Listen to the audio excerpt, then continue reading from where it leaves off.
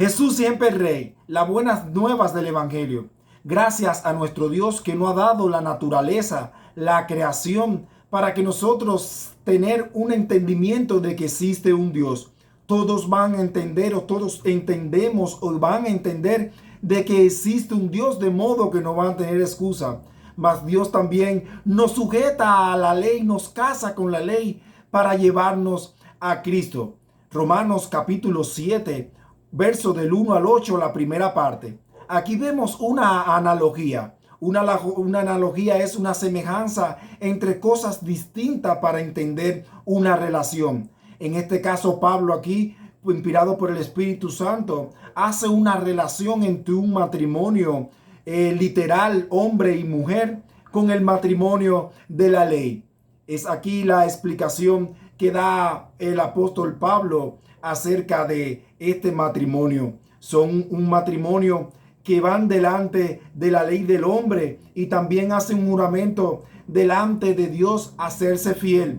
Tanto que si esta mujer, estando en vida, el marido se une a otro marido, será llamada adúltera. Mas si este marido muere, esta mujer es libre de casarse con otro. Y es aquí el verso 2 y 3 que nos dice: porque la mujer casada está sujeta por la ley al marido mientras que éste vive. Pero si el marido muere, ella queda libre de la ley del marido. Así que si en vida del marido se uniera a otro varón, será llamada adúltera. Pero si su marido muriere, es libre de la ley del marido, de tal manera que si se uniere a otro marido, no será llamada adúltera. Y es aquí el contraste aquí. Dice en el versículo 4, así también vosotros, hermanos míos, habéis muerto a la ley por medio del cuerpo de Cristo, para que seáis de otro, del que resucitó de los muertos, a fin de que llevemos frutos para con Dios.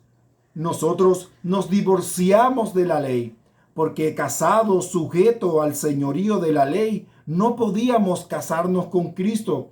¿Por qué? Porque las pasiones que eran por la ley pecaminosa, no podíamos que eran por la ley, no podíamos casarnos por Cristo, porque los frutos que daba la ley en nosotros eran frutos pecaminosos para muerte. Versículo 5. Porque mientras estábamos en la carne, las pasiones pecaminosas que eran por la ley obraban en nuestros miembros, llevando frutos para muerte.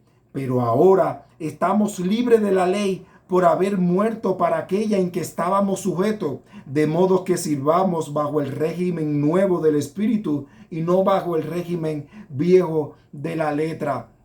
El pecado toma ocasión de la ley para engañar, para hacernos presentarnos delante de Dios como que nosotros la cumplimos, y así nos engañas porque los frutos que llevamos es para la muerte. Porque nosotros conocemos el pecado, porque la ley dice no cometerás adulterio. Por lo tanto, nosotros adulteramos en aquellos tiempos que estábamos casados con la ley, porque el conocimiento de nuestros pecados es por la ley. Así que el pecado nos quiere engañar, tanto que Dios va a ver su ley santa, justa, perfecta, y sin embargo no va a ser compatible con los frutos que da su ley. Es por eso que nos desposamos, nos divorciamos de la ley para casarnos con otro, que es nuestro Señor Jesucristo, cual va a dar los frutos dignos de que la ley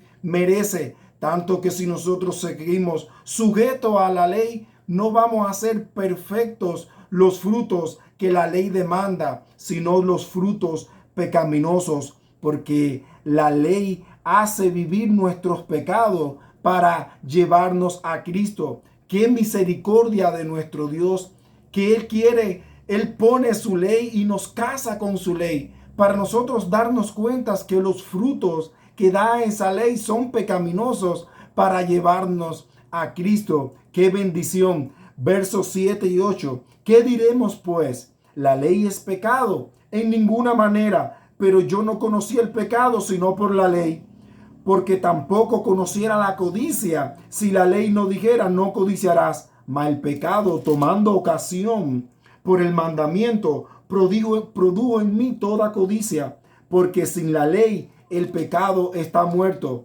Romanos capítulo 2, verso del 3 al 16 nos dice: porque no son los oidores de la ley los justos ante de Dios, sino los hacedores de la ley serán justificados.